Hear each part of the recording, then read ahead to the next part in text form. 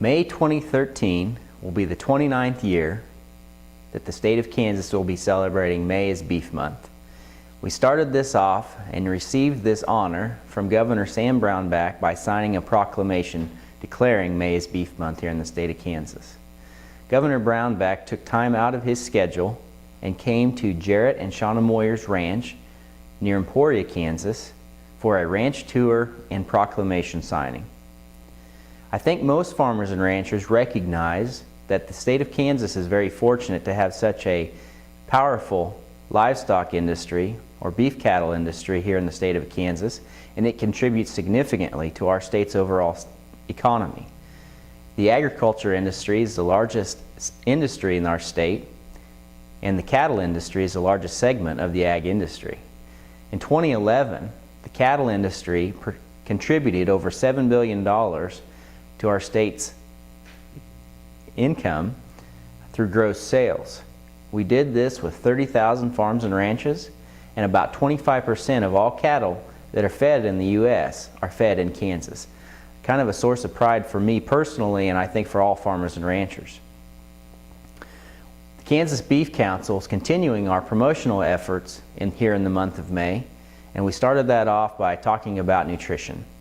Our registered dietitian, Audrey Monroe, coordinated with the Nebraska Beef Council, Missouri Beef Industry Council, and Iowa Beef Council for a conference called MINK, and brought together dietitians and to talk about dietetics in all of those states.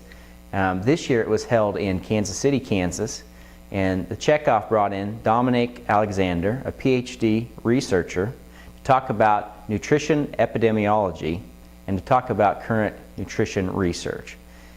All that attended were given up-to-date and current information and talked about some of the misperceptions that may be out there related to beef nutrition. The Kansas Beef Council will also be involved in several marathon events, one coming up in several weeks in Kansas City called the Go Girl Run, where we will be showcasing our Kansas Beef Endurance Team, which is made up of over 140 athletes who recognize the benefits and the simple pleasures of having beef and a healthy diet. We will also be using social media in the month of May to try to continue to reach out to numerous consumers here in the state of Kansas and also outside of our state's borders. We'll be doing this through media or Twitter and using a blogger and a chef, and her handle is called Cooking with Caitlin. Caitlin has over 25 people who follow her, and we are expecting in an hour-and-a-half time period to reach 2.5 million total impressions with our communications. So a very, very inexpensive but yet efficient way for us to reach out and talk about beef nutrition. I also just wanted to make everyone aware of something that we have done the last several years and have had huge success with. Charlotte Huseman, our Director of Marketing, has been coordinating a chef's tour. This will be the 5th year of the tour. In years prior, we would always start and we try to go with every aspect of our beef production.